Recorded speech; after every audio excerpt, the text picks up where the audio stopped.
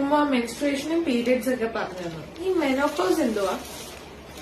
Menopause എന്ന് പറഞ്ഞാൽ menstruation ആവുമെന്ന് പറഞ്ഞില്ലേ, അത് കഴിഞ്ഞ് കുറച്ച് പ്രായമാകുമ്പോ ഓരോരുത്തർക്ക് ഓരോ ഏജ് ആണ്. ലൈക്ക് 45, 50, 55 ഇയേഴ്സ് ഒക്കെ, അതായത് അമ്മമാരുടെ പ്രായമാകുമ്പോ മെൻസസ് ഒക്കെ നിൽക്കും, എല്ലാം തീരും. റീപ്രൊഡക്റ്റീവ് ഏജ് കഴിയും എന്നാണ് അതിന്റെ അർത്ഥം.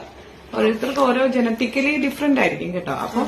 അപ്പൊ അപ്പോഴാണ് ശരിക്കും നിങ്ങളൊക്കെ ശ്രദ്ധിക്കേണ്ടത്. അതായത് പിള്ളേർ വലുതാവുമ്പോൾ അമ്മമാർക്ക് മെനോപോസ് ആകുമ്പോൾ നമുക്ക് ഭയങ്കര മൂഡ് സ്വിങ്സ് ആയിരിക്കും. നേരത്തെ ഞാൻ പറഞ്ഞില്ലേ, മെൻസ്ട്രേഷന്റെ കാര്യത്തിൽ ഞാൻ പറഞ്ഞിട്ടില്ലേ, ഭയങ്കര മൂഡ് സ്വിങ്സ് വരും, ഹോർമോണൽ ചേഞ്ചസ് വരും. അതിനേക്കാൾ ഹോർമോണൽ ചേഞ്ചസ് വരുന്നത് മെനോപോസിനാണ്. അപ്പൊ ഭയങ്കര ഹീറ്റ്, ബോഡി ഹീറ്റഡ് അപ്പ് ആവും. പിന്നെ മൂഡ് സ്വിങ്സ്, വിഷമം, ഡിപ്രഷനിലേക്കൊക്കെ കൂടുതൽ വരും പോകുന്നത് ആ ഒരു ഏജിലാണ്. അതാണല്ലേ എന്റെ ഫ്രണ്ട് ദീപു ഇല്ലേ, ദീപുടെ അമ്മ എപ്പോഴും ചൂടാവും എന്നൊക്കെ പറയും. മേ ബി ആ ഏജിന്റെ ആണ്. അപ്പൊ ദീപു അത് മനസ്സിലാക്കണം. അതനുസരിച്ചൊന്ന് നിന്ന് കൊടുത്താൽ കുറച്ച് അതങ്ങ് മാറും.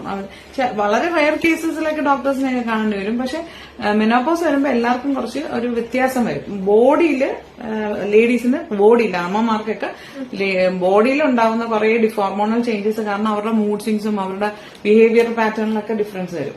അപ്പൊ ഈ ആ മെൻസ്ട്രേഷൻ നിൽക്കുന്ന റീപ്രൊഡക്റ്റീവ് ഏജ് തീരുന്ന സമയത്തിനെയാണ് ബേസിക്കലി മെനോപോസ് എന്ന് പറയുന്നത്. ഏജ് ഒക്കെ ഡിഫർ ചെയ്യും കേട്ടോ. ലൈക്ക് ചിലവർക്ക് 45 വയസ്സിലാവും. ഇപ്പം ഗ്രാൻഡ് മദർ, എന്റെ മദറിനൊക്കെ 55 എബോ ആയപ്പോഴാണ് മെനോപോസ്. അപ്പം അവർക്ക് പല ഏജ് ആയിരിക്കും. It's all depends on genetics.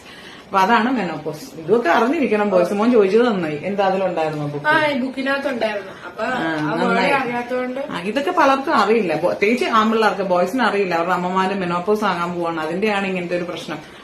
അങ്ങനെ അറിയാതെ വളരുന്ന ആമ്പിള്ളേര് ഹസ്ബൻഡ്സ് ആയി, അത് വയസ്സായ പോലും ചിലപ്പോൾ അവർക്ക് അറിയില്ല വൈഫിനുണ്ടാവുന്ന ഇങ്ങനത്തെ ഡിഫിക്കൽട്ടീസ് ആണെന്ന്. അത് ഫേസ്, അതിന്റെ കൂടെ നിൽക്കുക എന്നുള്ളതാണ്. ഞാനും ഒക്കെ കുറച്ചടുത്ത് തന്നെ മെനോപോസ് ഒക്കെ ആവും. അപ്പൊ കൂടെ നിക്കണേ, കൂടെ നിൽക്കാം. ഓക്കെ.